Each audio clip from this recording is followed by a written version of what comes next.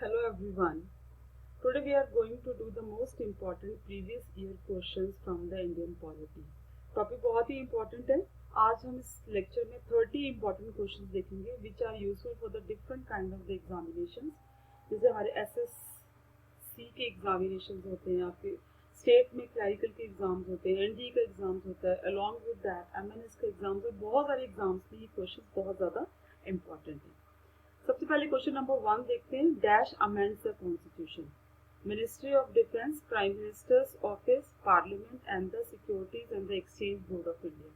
तो इंडिया की कॉन्स्टिट्यूशन को कौन अमेंड कर सकता है? That is the parliament. The right is with the parliament to amend the constitution which is given in the part 20. और इसका जो आर्टिकल जिसने इसके बारे में बता के रखा है that is article 368. Indian constitution को वैसे अमेंड करना जो है वो रिजिड भी है और फ्लेक्सिबल भी है. नॉर्मल अमेंडमेंट करनी हो तो वो 2/3 मेजोरिटी से जो प्रेजेंट है members in the house present है वोट कर रहे हैं उनसे आप कर सकते हो.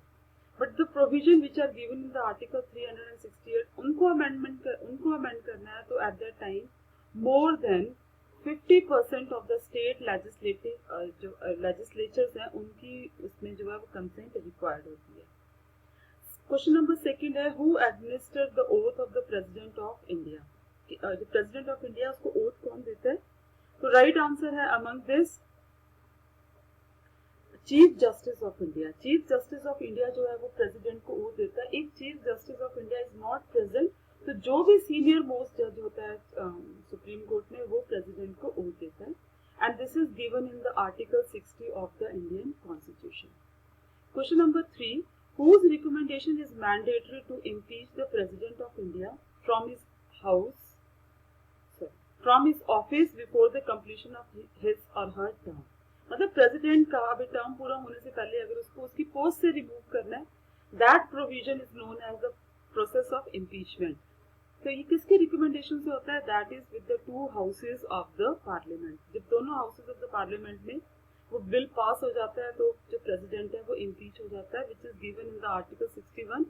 और इंडियन हिस्ट्री में अभी तक किसी भी प्रेसिडेंट को इम्पीचमेंट को फेस करना नहीं पड़ा है. नेक्स्ट क्वेश्चन है how many types of the writs are there in Indian constitution and there are the 5 type of writs. जैसे आपकी प्रोविजन है, हैबेस कॉर्पस है, मैंडेमस है, क्वा वारंटो है.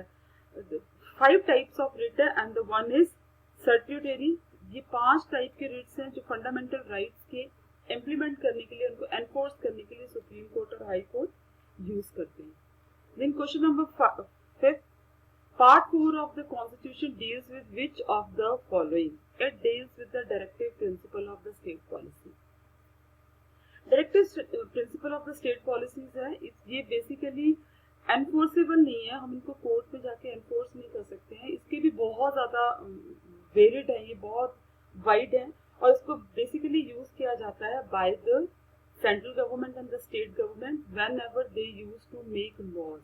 उनको लॉज बनाने या कोई प्रोग्राम को एग्जीक्यूट करना है तो वो directive principle of state policies को माइंड में रखते हैं क्योंकि इनका मेन मोटिव है वेलफेयर स्टेट को कॉन्स्टिट्यूट करना, वेलफेयर स्टेट को बनाना. They are not forcible in the constitution. आप उनको फोर्सफुली इम्प्लीमेंट नहीं करवा सकते. Next question है how many fundamental rights are mentioned in the Indian Constitution? So there are how many fundamental rights are mentioned? 11 fundamental rights are mentioned in the rights नहीं है तभी मैं कंफ्यूज हो गई थी कि how many fundamental duties are mentioned in the Indian Constitution. 11 fundamental duties जो है वो Indian Constitution में mention करी गई हैं. और fundamental duties की अगर हम बात करते हैं तो इसमें जो ओरिजिनली 10 फंडामेंटल ड्यूटीज थी, जो 11 फंडामेंटल ड्यूटी है वो 2002 में इम्प्लीमेंट करी गई थी.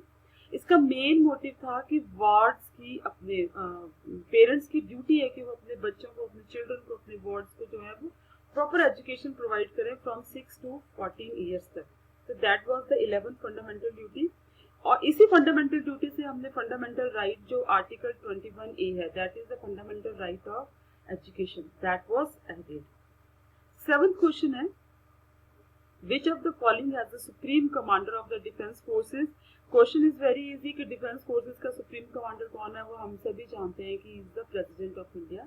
But the question is very important asked in so many examination. Question number 8 is anti-defection law is given in which schedule of the Indian Constitution? This is given in the 10th schedule of the Indian Constitution. And what is this anti-defection law? No political leader can change the party after winning the election. Means during the election अगर वो किसी political party को support करता है तो after winning the election वो अपनी party को नहीं चेंज कर सकता on whose election manifesto or the ideology that MP or MLA has won the election.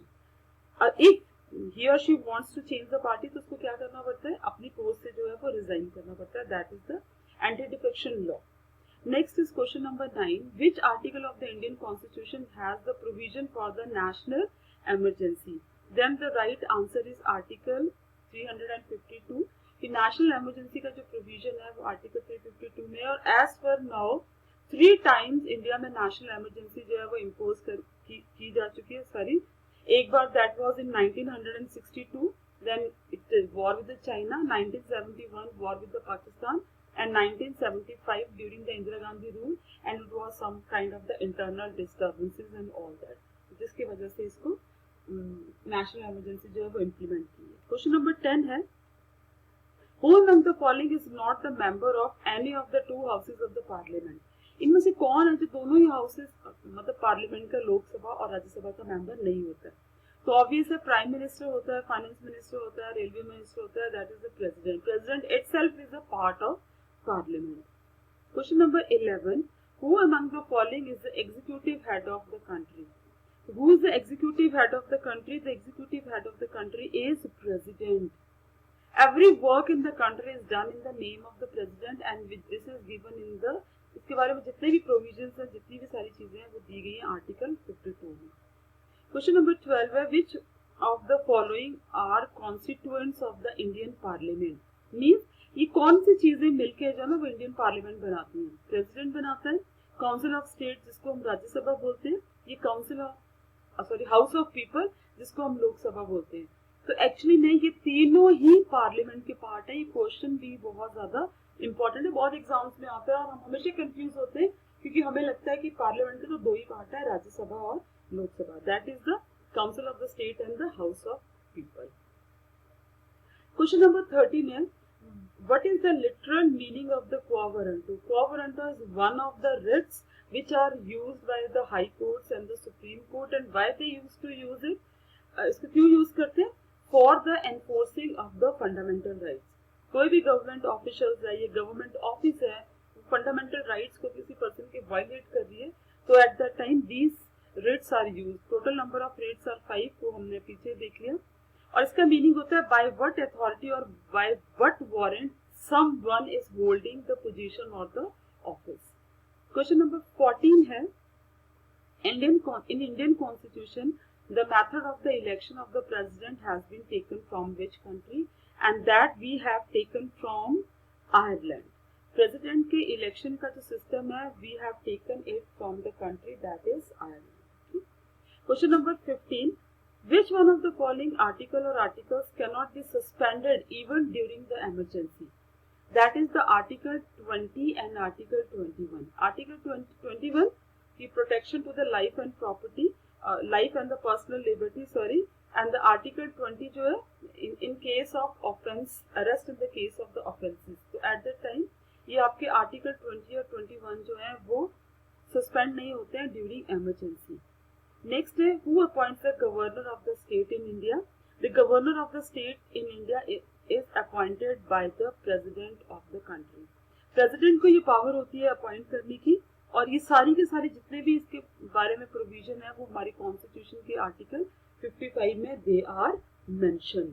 Next is question number 17. Under which article president of India can proclaim the financial emergency? मतलब किसके under जो है वो जो president है वो financial emergency लगा सकता है? Then article 360. क्वेश्चन बहुत इंपॉर्टेंट है. उससे भी बड़ी बात ये है कि फाइनेंशियल इमरजेंसी अभी नॉट वंस, एक बार भी हमारे देश में नहीं लगी है. क्वेश्चन नंबर 18 है under which article president of India can proclaim the constitutional emergency or which we call as a state emergency? Then article 365. ये जितनी भी emergency, we have the 3 kind of emergency. National emergency, financial emergency and state emergency. तो इनके जितने भी question है ना ये बहुत ज्यादा हमारे लिए इंपॉर्टेंट रहते हैं। Question number 19 is, sorry question number 19 है, मुझे ना इसकी पेन नजर नहीं आ रहा। Fundamental duties are mentioned in which of the following part of the Indian constitution. सबसे बड़ी बात इसमें एक ध्यान रखने वाली ये है कि when the constitution was made at the time fundamental duties उसमें मेंशन नहीं थी, तो उसमें एक पार्ट ऐड किया गया, that was the part 4A। Part 4A add किया गया आपकी फंडामेंटल ड्यूटीज को ऐड करने के लिए, ठीक है। तो ये बहुत इंपॉर्टेंट है, that is done with the amendment 42nd amendment of the constitution which was done in 1976। at that time fundamental duties are added, और fundamental duties को add करने का जो proposal था that was given by the स्वर्ण Singh committee. स्वर्ण Singh committee ने fundamental duties को ऐड करने का प्रपोजल दिया था, और उन्होंने कहा था कि there will be only 8 fundamental duties, पूरी 8 फंडामेंटल ड्यूटीज होंगी। और उसमें उन्होंने एक फाइन का भी प्रोविजन रखा था कि अगर जो फंडामेंटल ड्यूटीज को नहीं फॉलो करता तो उनके लिए फाइन होगा, बट इसको नहीं माना गया व्हेन इट वाज इम्प्लीमेंटेड। तो बाद में फिर उसमें काफी सारे चेंजेस करके फंडामेंटल ड्यूटीज को 1976 में ऐड किया गया पार्ट 4A डाल के, ठीक है। उसके बाद क्वेश्चन नंबर 20 है, what is the minimum age to become the governor of the state in India. तो द मिनिमम एज इज 35। हमें जितना भी बनना होता है उसके डिफरेंट एजेस है हमारी। आपको MP बनना है लोकसभा का और MLA, then the age is 25 years of 25 के आप होनी चाहिए। आपको लोकल सेल्फ गवर्नमेंट के लिए फाइट करना है, your age must be 21। If you want to become the member of Rajya Sabha your age must be 30। तो ये एज के ऊपर क्वेश्चन जो है ना ये बहुत ज्यादा आते हैं। गवर्नर बनने के लिए हमारी एज जो होती है दैट मस्ट बी 35, और आपके कॉन्स्टिट्यूशन के आर्टिकल 157 में इसका प्रोविजन है। क्वेश्चन नंबर 21 है, which one of the following is justiciable in nature.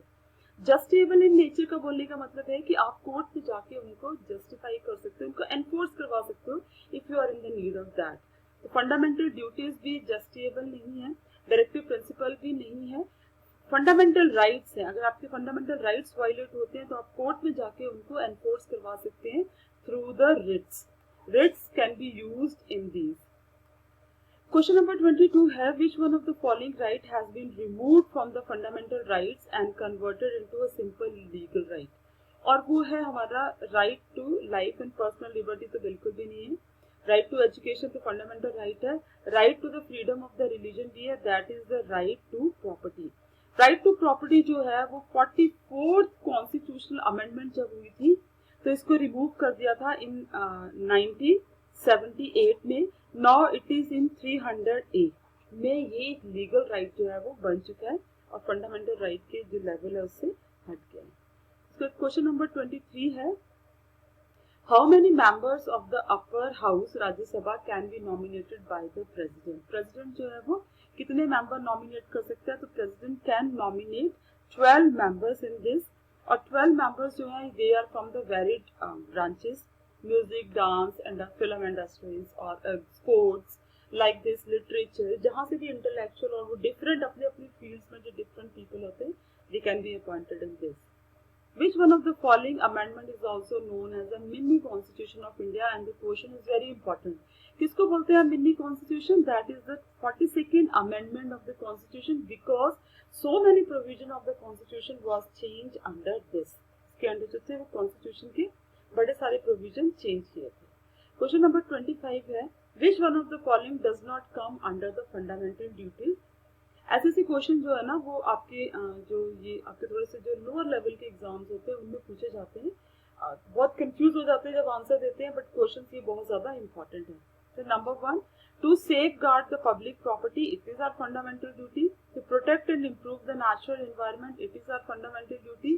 To promote harmony, obvious है कि हम आपस में लड़ तो नहीं सकते, but protect the freedom of speech and expression means we have the freedom of speech and expression under the article 19 of the constitution. तो ये हमारा फंडामेंटल राइट है, नॉट ड्यूटी। नेक्स्ट है, the controller and auditor general of India is appointed for how many years. उसको कितने years के लिए जो है वो अपॉइंट करते हैं। इनके बारे में अगर आपको ज्यादा जानना है तो आर्टिकल 148 ऑफ द कॉन्स्टिट्यूशन में पूरा मेंशन है। वैसे उनका जो टाइम पीरियड है वो है 6 इयर्स, वो 6 इयर्स के लिए अपॉइंट होते हैं। और if they attain the age of 65 years, अगर वो 65 के पहले हो जाते हैं तो रिटायर हो जाते हैं, अदरवाइज 6 इयर्स तक वो अपनी पोस्ट पे बने रहते हैं। क्वेश्चन नंबर 27 है, which part of the Indian constitution deals with the center state relationship? So that is your part 11 article 245 to 255, जिसमें हम 3 लिस्ट की बात करते हैं, जैसे आपकी स्टेट लिस्ट है, यूनियन लिस्ट है और एक कंकरेंट लिस्ट है। तो सेंटर स्टेट्स के में जो डिवीजन क्लैशेस ना हो, कंफ्लिक्ट ना हो, और भी बड़े सारे प्रोविजन है, but that is the main. इसमें जो सब्जेक्ट्स है हमने कि कौन से सब्जेक्ट्स के ऊपर कौन से लेवल ऑफ गवर्नमेंट जो है वो लॉ बनाएगा, that is written. One more is added, that is the residuary power, but residuary powers के ऊपर जो है वो लॉ सिर्फ यूनियन गवर्नमेंट फॉर्म कर सकती है। क्वेश्चन नंबर 28 है, India has taken the concept of the judicial review from which of the following country, and that is United states of America. हमने अमेरिका से लिया है बहुत सारा independence of judiciary, judicial review and everything. Question number 29 है कि who is the custodian of the contingency fund of the country India. Contingency fund क्या होता है? ये ऐसा फंड है which is kept for the unseen four, मतलब जैसे ऐसे कॉजेज जिनके बारे में हमें नॉलेज नहीं है, फ्लड आ जाता है, वॉर हो जाती है, ड्रॉट हो जाता है, जैसे कि अभी पैंडेमिक चला है, तो ऐसे कोई भी कॉज जो हमने अनफोर्सीन है, हमें पता नहीं कुछ भी क्रिएट हो सकता है, उसके लिए जो हम फंड रखते हैं उनको हम बोलते हैं contingency fund. And the contingency fund of the country are with the president of the country. Next is question is very important, जो अगला है, सारे क्वेश्चन बहुत इंपॉर्टेंट है। Which of the following country doesn't have the written constitution? इनमें से कौन सी country का अपना रिटन कॉन्स्टिट्यूशन नहीं है? और बड़ी स्ट्रेंज बात है, आपको देख के लगेगी, that is United kingdom. United kingdom एक ऐसी कंट्री है जिसका अपना कॉन्स्टिट्यूशन नहीं है। वैसे टोटल 6 कंट्री हैं वर्ल्ड में जिनका अपना कॉन्स्टिट्यूशन नहीं है, जिसमें United kingdom is also one of them. Along with this one is Libya, एक ऐसी कंट्री है जिसका अपना कॉन्स्टिट्यूशन नहीं है। अनदर इज न्यूजीलैंड, न्यूजीलैंड का भी अपना कॉन्स्टिट्यूशन नहीं है। ओमान का भी अपना कॉन्स्टिट्यूशन नहीं है। देन नेक्स्ट इज इजराइल का भी अपना कॉन्स्टिट्यूशन नहीं है। And another is Saudi Arabia, इनका भी अपना कॉन्स्टिट्यूशन नहीं है। तो these are the countries, they don't have their own constitution. Part 1 में हमने 30 क्वेश्चन किए, कल हम पार्ट 2 में मोर 30 क्वेश्चन करेंगे। ऐसे I will try to cover more of the question जो इंडियन पॉलिटी में से आपको पूछे जाते हैं। परहैप्स मेरी जो एक हार्ड वर्क है वो आपको अच्छा लगा होगा, पसंद आया होगा। I am trying my best to give you the best. Please support me and subscribe me, and God bless you all. Thank you very much.